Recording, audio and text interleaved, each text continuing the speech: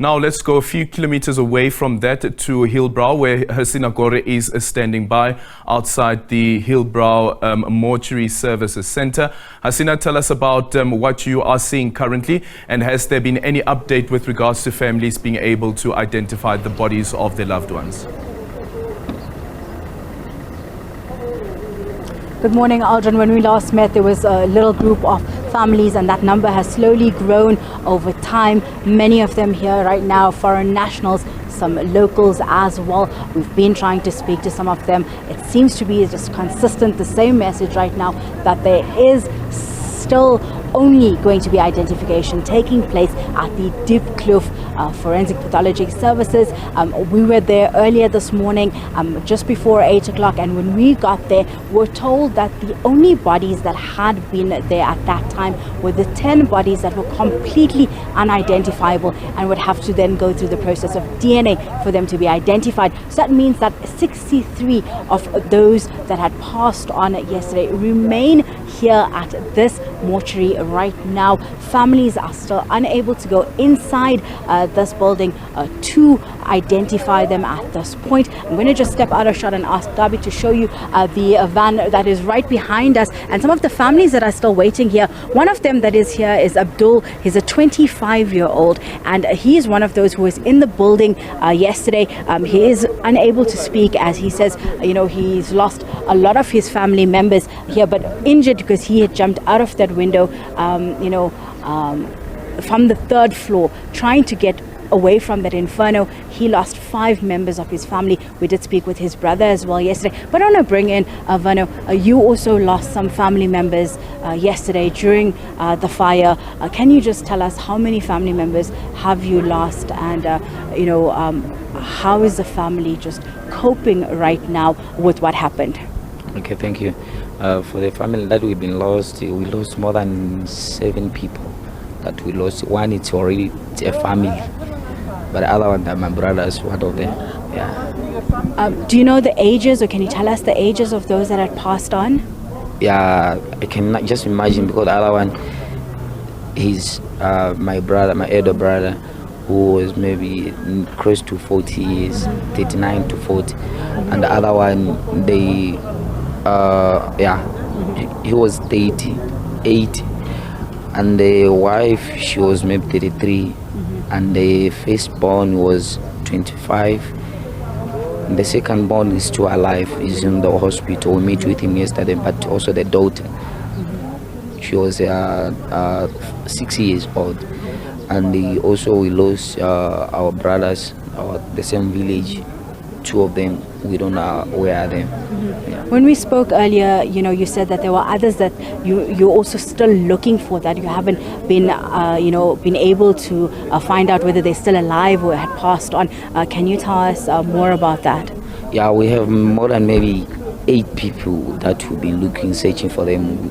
Still now, we don't know. We just heard from other people say that they saw other different hospital, and we've been sending some of our family here to look for them in different hospitals so that we can have evidence. And you here today at the Hillbrow mortuary, what have you been told by officials when you got here today? Once we went there, they told us that we should wait so that they will take our family member to the Soweto there. It's where we can search, we can see their faces. But for now, they said it's not possible to look for them. Yeah, so we're just waiting for them. As you see, those Muslim groups are the one who take part of us. Like we know us from Malawi.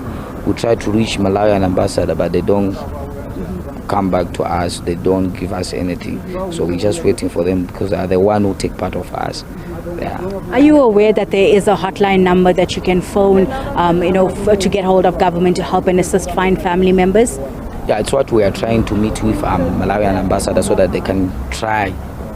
We're not sure about the situation in Malawi, but in these situations, everyone crying, you see. So we're trying to reach them, but they don't respond to anything. So we just, because they ignore us.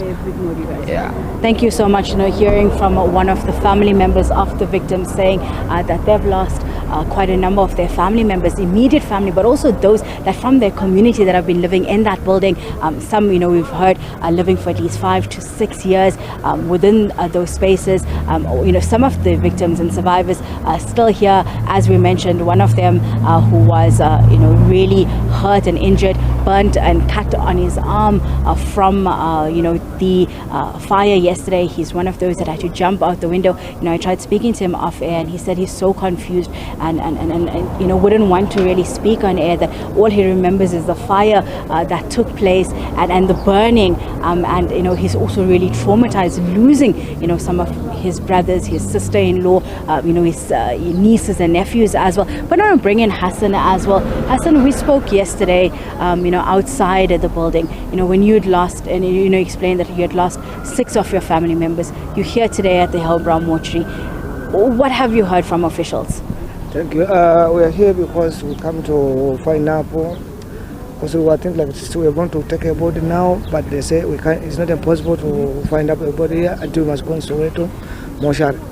So I'm here still looking for others. We don't know where they are, but now I'm going to find out when I'm going inside a mortuary by Soweto. Right now I'm waiting, and there was also Muslim people. They want to help us. They say when you finish everything, just let us to know that we can help you to get your brothers. So now we are waiting for them. When the trucks leaving here, also we are going to Soweto to find out what's going on there.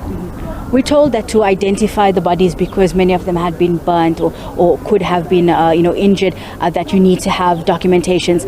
Do you have the documentations for your deceased members, or was that lost in the fire? No, the documents, they are lost on fire. Yeah, like me, I have it, but the one we decided, the one we think like they are passed away, I think those we can't get it. So if they said they're going to send DNA or whatsoever, right now when we go there, they say also we must have a passport whatsoever. So we are going to see what's going to happen there. But right now, some people, they don't have a passport because the passport is missing on that fire. Yes. Thank you so much, Hassan. We've been speaking to these family members, many of them losing, whole families at a time. And one of the issues and the concerns, as you've heard, is that there's no clear communication with where exactly the families are, or where the family should go and identify these bodies, but also a question of the documentations, because many of them had lost everything that they do have in that fire, jumping out of it at 1:30 in the morning, just grabbing what they could, many things lost, unable to go back into those buildings because it is structurally, the structural integrity of it is not safe as well. So these are all concerns, but also hearing from these members that they are unable to get assistance from their home country's ambassador, so that many of them are unable to get hold of the Malawian government to assist them. And as we heard, many of them are from Malawi as well as from Tanzania, and these two countries, many of them are of Islamic faith, and Muslim rights for burials have dictates that the deceased needs to be buried within 24 hours, and that has already lapsed in this case. But in extreme situations such as these, it can be to 72 hours. And we've heard from the SABC burial services, one of the services that are here to bring assistance to these affected families and to help them to get the process in place, because there is rituals that would have to then take place, and burials which have to be done speedily. So these are all some of the issues and concerns that these families now have, but also hearing Aldrin today that many are still searching for family members, unsure if they've passed on, unsure if they're in a hospital or in a shelter somewhere, because as we heard from people and some when we spoke to them, eyewitnesses, that some of those that jumped out of the building when that inferno was happening